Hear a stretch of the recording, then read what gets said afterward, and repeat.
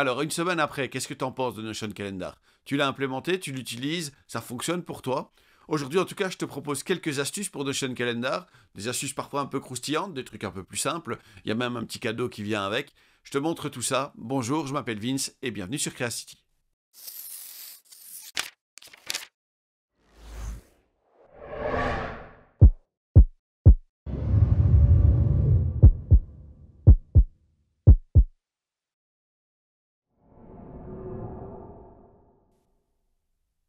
Alors on va directement commencer avec quelque chose que tout le monde veut, les récurrences. Je vais te montrer quelques astuces, on va utiliser des formules, ça va être un petit peu croustillant parfois, mais je te promets, c'est pas si difficile que ça, et ça va te permettre de faire des trucs assez sympas déjà au niveau des récurrences.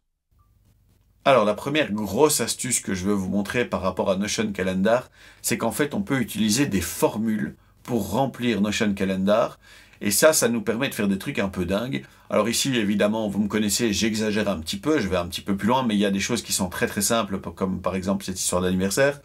Puis après, des trucs un peu plus compliqués, parce que évidemment, ici dans ma formule, j'ai pas réussi à faire quelque chose de très très simple. Vous me connaissez, j'aime bien quand c'est un petit peu croustillant. Je vais vous expliquer cette formule-là un peu plus loin dans la vidéo, mais ce que je veux vous montrer d'abord, c'est le principe. Le principe qui dit simplement que si on a une date qui est calculée ici, cette date qui est calculée peut servir de nourriture pour le Notion Calendar. Et donc en fait, il ne va pas prendre en compte cette date qui est ici, il va prendre en compte la date qui est calculée. Et comment est-ce que je peux utiliser ça? Pourquoi j'utilise ça? Eh bien, j'utilise ça en conjonction avec les templates, les modèles récurrents. Quelque chose que, là aussi, relativement peu de personnes utilisent dans Notion et pourtant qui est très puissant. Et par exemple, ici, j'ai un point du matin. Il est 9h12 au moment où je filme. Comme ça, au moins, vous allez voir que ça va apparaître au fur et à mesure.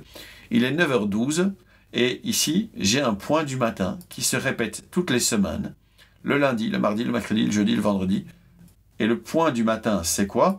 Eh bien, tout simplement, c'est un template dans lequel on a effectivement une date ici qui est calculée, un range de dates, donc une date de début, une date de fin qui est calculée grâce au fait que notre réunion ici, on a dit qu'elle durait 20 minutes parce qu'on a choisi le type 20 minutes dans ce modèle-ci. Et donc ici, il me propose 19h53, 20h13 parce que c'est le moment où j'ai créé le template, le moment où j'ai lancé la première fois cette automatisation, mais vous allez voir que ça va changer. Pourquoi?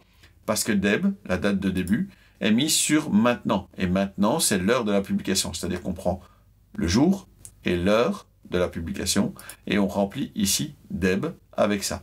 Ce que ça va faire, cette histoire, c'est que ici, on va avoir un point du matin qui va s'ajouter dans quelques secondes, qui va dire point du matin, 24 du 1 2024, 9h15, et qui ici va directement calculer l'heure de la fin de la réunion en disant que c'est une réunion de 20 minutes. Et ceci va se retrouver ensuite dans mon calendrier, parce que dans mon calendrier, je n'affiche que les résultats de cette formule. Alors on va attendre les quelques secondes qu'il y a. Ben voilà, il vient d'apparaître, super. On dit bien le 24 janvier à 9h15 jusqu'à 9h35. Ça vient bien se mettre ici dans mon calendrier, 9h15, mon point du matin. Et en fait, c'est ceci qui s'affiche dans Notion Calendar. Et on voit bien ici le point du matin, 9h15 jusqu'à 9h35. Et ça dépend bien, effectivement, de cette formule qui est ici. Alors cette formule, donc, elle utilise quoi comme principe? Elle utilise, dans ce cas-ci, le fait qu'on a une réunion et qu'on a un modèle récurrent. Elle utilise aussi un autre truc un peu subtil, c'est qu'en réalité, ici par exemple, j'ai un anniversaire. Et l'anniversaire, on sait bien que c'est toute la journée, c'est pas à une heure précise. Eh bien, la formule calcule quoi? Simplement le fait que, ici, l'anniversaire de la personne, mon anniversaire, je suis né le 22 octobre 1978, et que mon prochain anniversaire, c'est le 22 octobre 2024. Et là, encore une fois, il y a une petite formule pour calculer la prochaine date de l'anniversaire. Et là, encore une fois, je viendrai un peu plus tard vous expliquer ce que ça donne. En fin de vidéo, pour être très clair, comme ça au moins j'ennuie pas tous ceux qui veulent simplement comprendre le concept.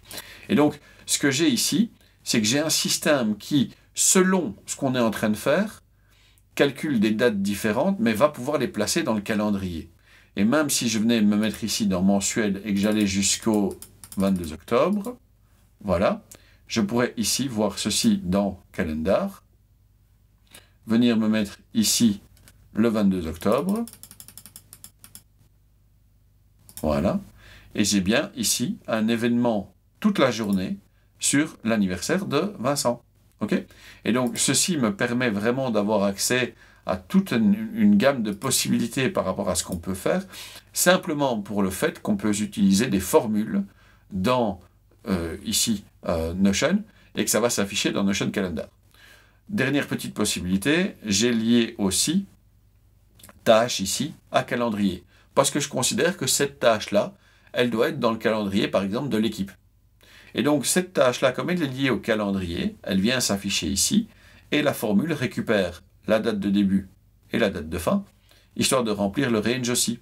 Ce qui veut dire que dans Notion Calendar, si je me remets sur aujourd'hui, on a bien T2 ici qui était hier de 14h à 16h, il est bien ici, 14h à 16h, et c'est une tâche qu'on a liée au calendrier. Donc là, encore une fois, si on veut créer quelque chose d'un peu plus communautaire, d'un peu plus, voilà, un peu plus intéressant en équipe, cette histoire de créer une formule qui permet de traiter les différents cas d'éléments qui doivent être dans le calendrier et de n'afficher dans le calendrier que le résultat de ces formules, à mon avis, c'est hyper puissant. J'ai conscience que c'est un peu complexe, mais encore une fois, je vais vous faire ce template, je vais vous le créer pour que vous puissiez avoir plus d'exemples et avoir quelque chose d'un peu plus croustillant et d'un peu plus dense.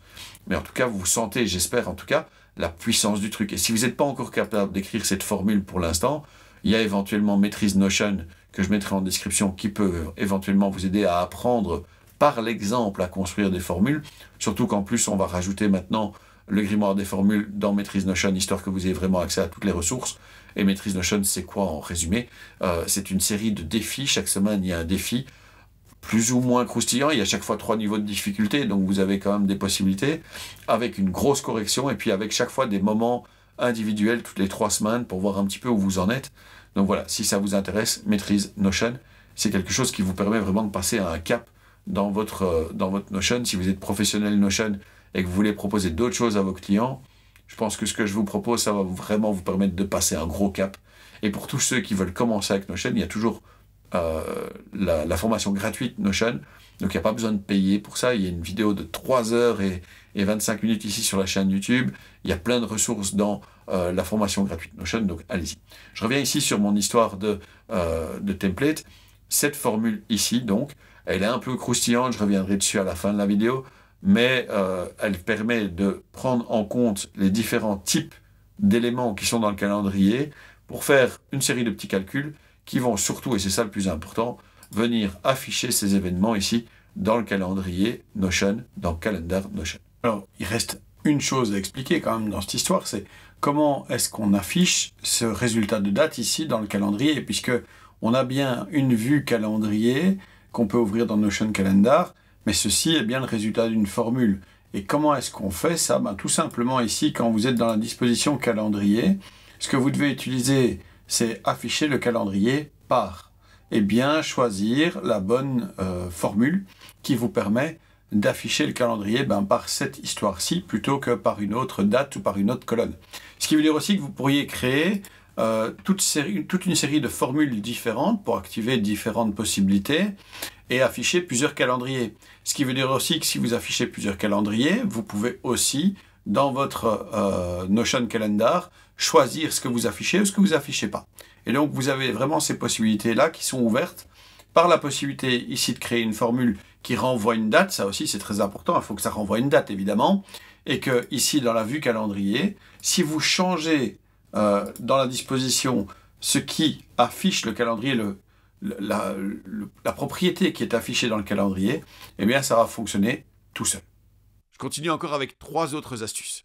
Alors, petite astuce sympa, on peut afficher Notion Calendar ici dans Notion. Donc, vous prenez simplement calendarnotion.so, vous venez le mettre ici en dessous, boum, vous faites intégrer dans cette page, et voilà votre calendar. Alors, moi, personnellement, j'y vois pas une utilité dingue, mais je sais que pour certains, c'est important. Donc, si vous voulez afficher votre calendar Notion tout simplement dans Notion, eh bien, voilà. Votre possibilité, elle est là, elle est faite. C'est exactement les mêmes fonctionnalités, ça fonctionne exactement pareil. Vous pouvez jouer avec tout ce qui est là, il n'y a pas de souci. Et vous l'avez directement dans votre Notion avec le reste de vos bases de données qui est juste au-dessus. Ça fonctionne super bien, c'est pratique, pourquoi pas. Deuxième petite astuce sur laquelle j'aimerais insister un peu plus, c'est cette histoire de réunion rapide et en tout cas cette histoire de raccourci. Moi, clairement, ici, quand je suis là et quand je sais que je vais devoir travailler avec quelqu'un, hop, S, je note les heures de disponibilité et je dis, ben, on peut prendre un rendez-vous ici à 4 heures ou vendredi à 4 heures. Et puis j'envoie ce lien-là. C'est quelque chose que j'avais présenté dans la vidéo, mais il y a eu 2-3 personnes qui sont revenues vers moi avec cette histoire-là et qui n'ont pas compris exactement à quoi ça servait. Ben, simplement, ça remplace un Calendly, ça remplace un cal.com, ça remplace un Lemcall, et ça permet justement de dire à une personne, voilà, je te propose qu'on se prenne un rendez-vous, et tu as le choix entre ces deux dates-là. Et qu'est-ce qui se passe à la fin? Et c'est surtout là que peut-être j'avais pas été clair dans la vidéo d'origine, c'est qu'au moment où quelqu'un choisit, ou la personne à qui vous avez envoyé ce lien choisit un des spots, eh bien évidemment, l'autre spot disparaît, il redevient libre. Mais, et c'est là peut-être le danger aussi, et c'est quelque chose que je n'avais pas dit, c'est que si quelqu'un d'autre vient prendre un rendez-vous ici, dans un de ces spots-là, avant que la personne à qui vous avez envoyé ce lien ait choisi une des deux cases, vous vous retrouvez avec un double événement. Donc faites bien attention dans votre disponibilité. Si vous avez un système comme cal.com ou Calendly, vous avez des plages de disponibilité, les gens peuvent venir librement choisir une date, et qu'en plus vous mettez des disponibilités dans ces blocs-là, vous risquez d'avoir un problème, vous risquez d'avoir un chevauchement. Okay? Donc ça, c'est ma deuxième petite astuce, c'est le deuxième truc sur lequel je voulais insister. La troisième astuce, à mon avis, c'est quelque chose aussi qu'on ne fait pas assez, c'est que vous avez ici ces visibilités par jour, par mois, par semaine, et surtout vous avez encore une fois ces raccourcis clavier pour y arriver. Moi, clairement, à un moment ou l'autre, le mois, c'est important. Alors ici, évidemment, il n'y a pas grand-chose dans le calendrier parce que je ne vous montre pas tout dans la vidéo, mais d'un autre côté, on se rend bien compte quand même avec ce genre de vue-là, assez rapidement des mois qui sont un peu plus difficiles ou des semaines qui sont un peu plus difficiles. Et vous voyez que je suis toujours dans ma disponibilité. Donc, j'ai toujours pas changé, je suis toujours dans cette possibilité-là, mais ça me donne une vue un peu plus large. Donc, pendant même que vous êtes en train de chipoter à vos histoires de disponibilité, revenir par exemple à la vue mois, à la vue hebdomadaire, etc., on peut changer des choses assez rapidement et même venir à un jour si on veut, revenir à la semaine rapidement, revenir au mois si on veut. Donc c'est bien D, W et M, puisqu'on est quand même dans un système anglophone au départ, Day, Week et Month.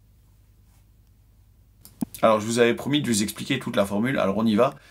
Toute cette formule-ci, hein, voilà, si je devais vous l'expliquer comme ça, ce serait peut-être un peu compliqué. Conséquence, je l'ai fait un petit peu comme dans Maîtrise Notion. Et dans Maîtrise Notion, j'explique les choses de cette manière-là. Je mets vraiment tous les commentaires, tous les exemples. Dans Maîtrise Notion, je détaille même le truc en découpant la formule en plusieurs parties et en vous donnant un squelette pour que vous puissiez remplir au fur et à mesure si vous êtes un peu en difficulté. Mais donc ici, on commence avec des variables. Et la première variable qu'on crée, c'est full day. Une autre variable, c'est durée. Et une dernière variable, c'est réunion. Full day, c'est on se demande si Deb, donc la date de début, est vide au niveau de son heure. Si c'est vide au niveau de l'heure, c'est qu'il n'y a pas de timing, c'est qu'il n'y a pas d'heure qui est prévue. Conséquence, on considérera que c'est un événement full day.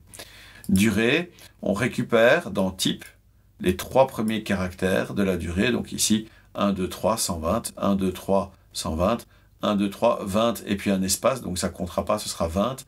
Et on transforme ça en nombre. Comme ça, on a la durée de cet événement-là. Et puis la réunion, bah, tout simplement, si ceci contient réunion à un moment ou l'autre, eh bien on considère que c'est une réunion, donc c'est un booléen, c'est true ou c'est false, c'est vrai ou c'est faux. Et puis on ouvre une première conditionnelle, et cette première conditionnelle, on va simplement vérifier quel type d'événement est-ce qu'on a. On a soit une réunion, soit ici un anniversaire, soit une tâche. Et donc on a 3 conditions à vérifier. N'oubliez jamais, c'est récursif, donc la première qu'il rencontre, c'est la première qu'il effectue, et donc il ne fera pas le reste non plus, il n'ira pas vérifier le reste. Donc si ici c'est une réunion, c'est que c'est bien vrai, et donc ici si on a vraiment une réunion, on va d'abord vérifier, on refait une conditionnelle à l'intérieur de la conditionnelle, on va vérifier si Deb est empty.